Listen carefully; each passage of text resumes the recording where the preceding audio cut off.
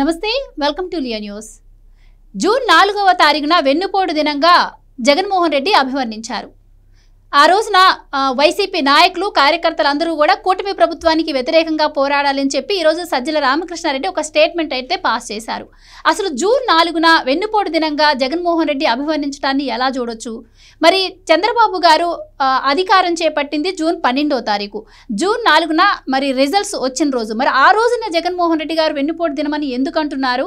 ఆయన మాటల వెనుక ఉన్న ఉద్దేశం ఏంటి? ఇలాంటి విషయాలు తెలుసుకుందాం. మనతో పాటు ఉన్నారు ప్రముఖ రాజకీయ విశ్లేషకులు రాజేష్ అప్పసాని గారు. నమస్కారం సార్. సార్, జగన్మోహన్ రెడ్డి గారు జూన్ 4న వెన్నుపోటు దినంగా అభివర్ణించారు. సో అప్పటి నుంచి ప్రజల్లో ఒక కన్ఫ్యూజన్ నెలకొంది. ఏంటి ఆ రోజు మరి చంద్రబాబు గారు అధికారం చేపట్టిన రోజు గారు, ఓన్లీ రిజల్ట్స్ వచ్చిన రోజు కదా, ఆ రోజు ఎందుకు వెన్నుపోటు దినం అని చెప్పి కూడా ప్రజలందరూ చర్చించుకుంటున్నారు. సో జగన్మోహన్ రెడ్డి గారి ఉద్దేశం ఏమై ఉంటుందంటారు? అంటే జగన్మోహన్ రెడ్డి గారు చాలా నిరాశ నిస్పృహలతోటి గత సంవత్సర కాలం నుంచి కూడా జూన్ 4వ తారీఖు ప్రజలు ఇచ్చిన తీర్పుని పదే పదే గుర్తు చేసుకుంటా, ఈ విధమైన తీర్పు నాకు ఎందుకు వచ్చింది, నేను చాలా అద్భుతంగా ప్రజలకి అనుకూలంగా ప్రజల అభివృద్ధిని దృష్టిలో పెట్టుకొని, సంక్షేమాన్ని దృష్టిలో పెట్టుకొని, రాష్ట్ర అభివృద్ధిని దృష్టిలో పెట్టుకొని, రాష్ట్రాన్ని ఆర్థికంగా పురోగమించే విధంగా బ్రహ్మాండమైన పరిపాలన చేశాను కదా. ఇవాళ దక్షిణాదిలో అభివృద్ధి చెందున్న తమిళనాడు, కర్ణాటక, తెలంగాణ లాంటి రాష్ట్రాలతో పోల్చి చూసుకున్నప్పుడు ఆంధ్రప్రదేశ్ ప్రజల తలసరి ఆదాయం పెరిగింది. ఆంధ్రప్రదేశ్ అప్పుల భారాన్ని తగ్గిపోయింది. ఆంధ్రప్రదేశ్ రోడ్ ఇన్ఫ్రాస్ట్రక్చర్ బ్రహ్మాండంగా పెరిగిపోయింది. ఇవాళ ఆంధ్రప్రదేశ్ రాష్ట్రం నుంచి ఒక్క నిరుద్యోగ యువత కూడా పక్క రాష్ట్రాలకు వలస వెళ్ళే అవసరం లేకుండా ఆంధ్రప్రదేశ్లోనే ఉపాధి కల్పిస్తూ ఉన్నాను. ఇంతటి అద్భుతమైన పరిపాలన నేను అందించిన గత 5 సంవత్సరాల కాలంలో ఒక్కసారి కూడా కరెంటు బిల్లు పెంచకపోయినా, ఒక్కసారి కూడా ప్రజల మీద ఏ పన్ను భారం మోపకపోయినా, ప్రజలు నన్ను ఓడించడం ఏంటి, ఇది ప్రజలు నాకు వెన్నుపోటు పడవటం కాదా అని ఇప్పుడు ఆయన 5 కోట్ల మంది ఆంధ్రప్రదేశ్ పౌర సమాజం మీద నిరసన తెలియజేయడానికి సిద్ధపడ్డాడు. ఆయన ఎన్డీఏ కూటమి ప్రభుత్వానికి వ్యతిరేకంగా నిరసన తెలియజేయాలి అనుకుంటే కూటమి ప్రభుత్వం ప్రమాణ స్వీకారం చేసింది జూన్ 12వ తారీఖు. కానీ జూన్ 4వ తారీఖు ప్రజలు తమ తీర్పుని బ్యాలెట్ ద్వారా ఈవీఎంలో నిక్షిప్తం చేసి ఆ ఓట్లు లెక్కింపు జరిగిన రోజు. ఎవరు గెలిచారు, ఎవరు ఓడారు, ఎవరిని గెలిపించారు, ఎవరిని ఓడించారు అనేది తమ డిస్క్రిప్షన్ మేరకు, రాజ్యాంగబద్ధంగా తమకు సంక్రమించిన హక్కు మేరకు ప్రజలు ఇచ్చిన తీర్పు ఆ రోజు. ఆ తీర్పును వెన్నుపోటు దినంగా పరిగణిస్తున్నాడు అని అంటే ఏంటి అర్థం? అక్కడ ఎవరిని గెలిపించాలి అనేది ప్రజలకున్న స్వేచ్ఛ, ప్రజలకున్న హక్కు.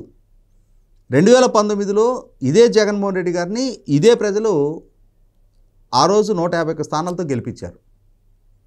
5 సంవత్సరాల పాటు పాలకుడిగా ఆయన పాలన చూసిన తర్వాత ఆయన పాలనా తీరు పట్ల ప్రజలలో సానుకూలత లేని నేపథ్యంలో, సానుకూలత రప్పించుకోలేని జగన్మోహన్ రెడ్డి గారి పాలన నేపథ్యంలో ప్రజలు ఆయన ఓడించారు. ఎందుకు నన్ను ఓడించారు అని చెప్పని ఆయన కనుక పునరాలోచనలో పడితే, సమీక్షించుకుంటే నా పాలన లోపాలేంటి, ఎందుకు ప్రజల్ని నన్ను కాదు అనుకున్నారు, 2019లో ఇంతటి విజయాన్ని కట్టబెట్టిన ప్రజలు 2024 దగ్గరికి వచ్చేటప్పటికి ఎందుకు నన్ను డిజోన్ చేసుకున్నారని చెప్పని కనుక ఆయన కనుక కొంచెం బేసిక్ కామన్ సెన్స్ ఉపయోగపెట్టి ఒక్కసారి తను తన పార్టీ నాయకులతో కలిసి కూర్చొని ఒకసారి రీఅసెస్ కనుక చేసుకుంటే ఆయనకే కారణాలు తెలుస్తాయి. కానీ ఇక్కడ ఏమవుతుంది? నేను అధికారం కోల్పోవటమా, నన్ను ఓడిస్తారా, రాబోయే 30 సంవత్సరాలు నేను అధికారంలో ఉంటాను అని చెప్పని నేను కలలు కన్నాను కదా.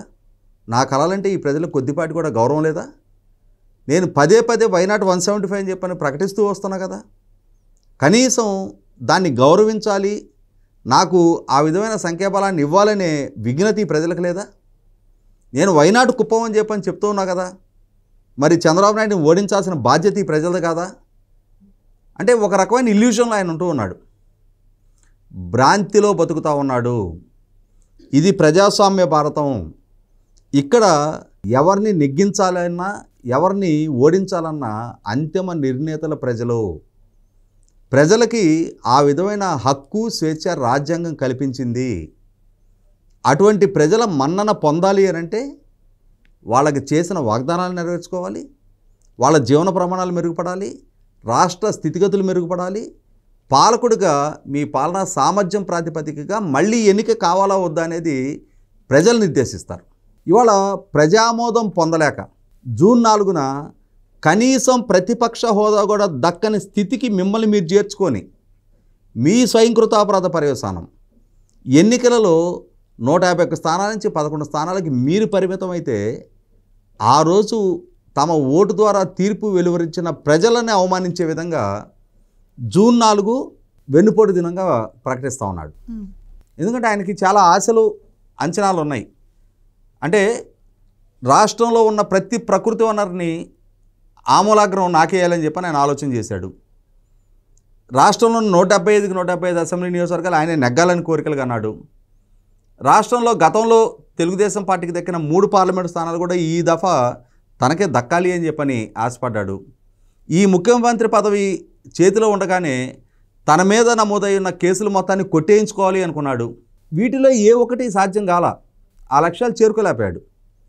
ఆ లక్ష్యాలు చేరుకోలేకపోయేటప్పటికేంటి ఇప్పుడు తన అసమర్థతకి, తన పాలనా వైఫల్యాలకి, ప్రజలలో తాను కోల్పోయిన నమ్మకానికి ఇవాళ ప్రజాస్వామ్యాన్ని, ఎన్నికల వ్యవస్థని, ప్రజల తీర్పుని అపహాస్యం పాలు చేసే విధంగా జూన్ 4 వెన్నుపోటు దినం అంటున్నాడు. అంటే తను అధికారం కోల్పోయిన తర్వాత కూడా 2-3 సందర్భాల్లో తన లోపం ఏమీ లేదు అన్నట్టు, లేదు అంటే ఇప్పుడున్న అధికార పక్షం మాయ మాటలు చెప్పింది, మాయ హామీలు ఇచ్చిందని చెప్పడం కావచ్చు.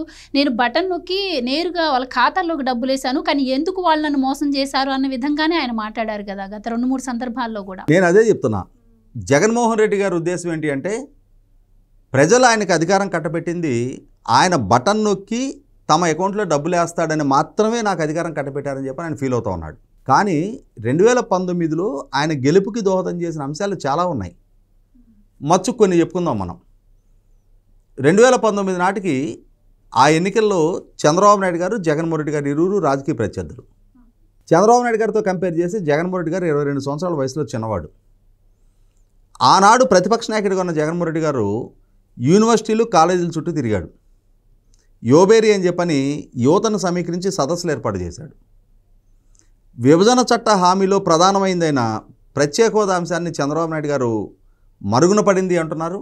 అది మరుగున పడిన అంశం కాదు. మెజార్టీ ఎంపీ స్థానాలు నాకు ఇవ్వండి, కేంద్రంలో అధికారంలో ఎవరున్నా వాళ్ళ మెడలోంచి నేను ప్రత్యేక హోదా సాధిస్తా. అలా ప్రత్యేక హోదా కనుక సాధించిన పక్షంలో ప్రపంచవ్యాప్తంగా ఉన్న పెట్టుబడిదారుల మొత్తాన్ని ఆంధ్రప్రదేశ్కి రప్పించగలుగుతాం. అలా రప్పించిన పక్షంలో 13 జిల్లాలని 13 హైదరాబాద్లుగా నేను అభివృద్ధి చేస్తా, లక్షలాది ప్రభుత్వ ఉద్యోగాలు భర్తీ చేస్తా, మెగా డిఎస్సి కండక్ట్ చేస్తా, ఇలా రకరకాల వాగ్దానాలు యువతకు చేశాడు. వలసలు లేని ఉపాధి కల్పిస్తానన్నాడు. సహజంగానే యువత ఆకర్షితులవుతారు. తమ భవిష్యత్తు సుస్థిరమవుతుంది, జగన్మోహన్ రెడ్డిని కనుక ఎన్నుకుంటే మాకు, మా కుటుంబాలకి మా స్థితిగతులు మెరుగుపడటానికి కారకుడు ఆయన అవుతాడు. ఆ నమ్మకంతో ఆయన గెలిపించారు. ఇవాళ నిరుద్యోగ యువత జగన్మోహన్ రెడ్డిని అనుసరించారు అనంటే, తమ బిడ్డలకి జగన్మోహన్ రెడ్డి వల్ల మంచి భవిష్యత్తు దక్కుతుంది అని అంటే ఆ యువతతో పాటు వాళ్ళ కుటుంబ సభ్యులు కూడా ఫాలో అవుతారు, వాళ్ళ బంధుమిత్రులు కూడా అనుసరిస్తారు. అంటే ఈ రాష్ట్ర భవిష్యత్తుని నిర్దేశించగలిగే యువతరాన్ని, వాళ్ళ కుటుంబ సభ్యుల్ని తన ఓట్ బ్యాంకుగా మలుచుకోగలిగాడు. ఆ తర్వాత ప్రభుత్వ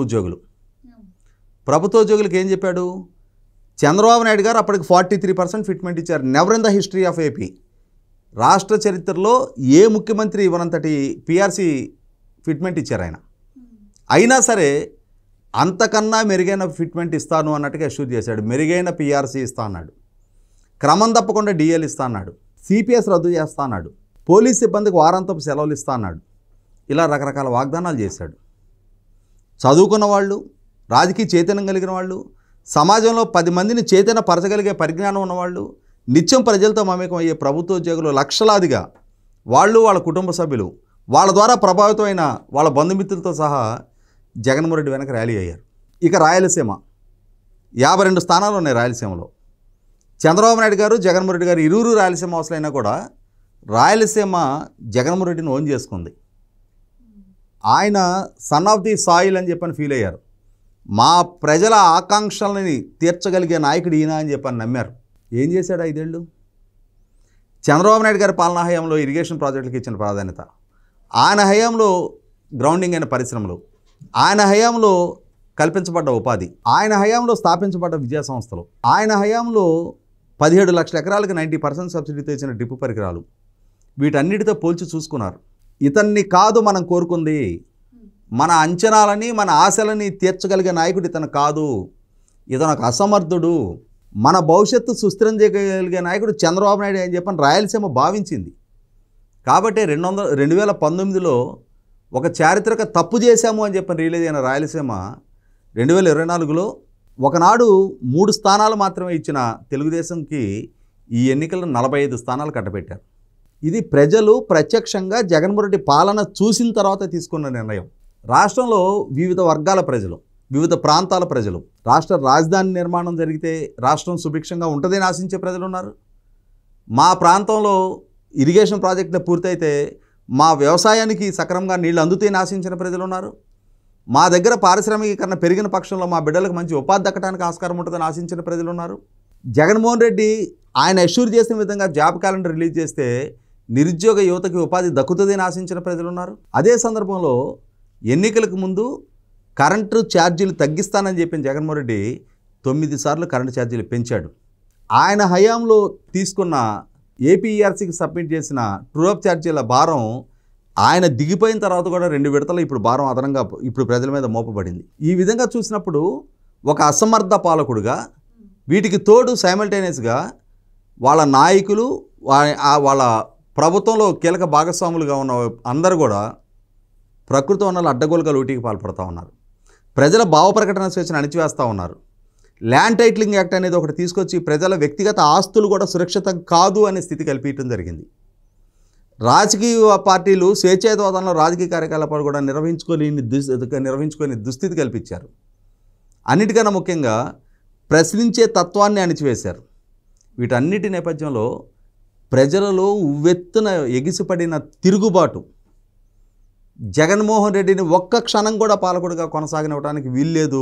ఏ ఓటైతే జగన్మోహన్ రెడ్డికి అధికారం కట్టబెట్టిందో ఆ ఓటు ద్వారానే జగన్మోహన్ రెడ్డి గుణపాఠం చెబుతాము అని చెప్పని కోట్లాది మంది ప్రజలు సంకల్పించుకొని చేసిన ఓటింగు, వాళ్ళు ఇచ్చిన తీర్పు, ఆ తీర్పు పట్ల దుగ్ధతో అసూయతో ఆ ప్రజలిచ్చిన తీర్పుని అవమానించే విధంగా ఆ రోజు వెన్నుపోటు దినమంటున్నాడు. అది ప్రజలిచ్చిన వెన్నుపోటు కాదు. పాలకుడిగా జగన్మోహన్ రెడ్డి అసమర్థుడు అని చెప్పని తీర్మానించిన ప్రజలు తమ ఓటు ద్వారా జగన్మోహన్ రెడ్డి అధికారం మీద వేసిన వేటు అది. అటువంటి ఆ వేటుని తట్టుకోగలిగే నైతికత, దాన్ని తన రాజకీయ విధానాలు సమీక్షించుకొని ఒక ఆరోగ్యకర రాజకీయ విధానాలతో మళ్ళీ తిరిగి ప్రజలకు చేరువ కావాలని ఆలోచించే నాయకుడైతే తన ఆలోచన పందా వేరుగా ఉంటుంది. కానీ మొదటి నుంచి అనారోగ్యకర రాజకీయ విధానాన్ని అవలంబిస్తూ వచ్చిన జగన్మోహన్ రెడ్డి ఈ ప్రజలిచ్చిన తీర్పును కూడా పదే పదే అవమానించే విధంగానే తన పార్టీ తన శ్రేణుల ద్వారా అదే వ్యవహారశైలి కనపరుస్తూ ఉన్నాడు. థ్యాంక్ యూ సో మచ్ అండి. Please subscribe to Leo news for more videos.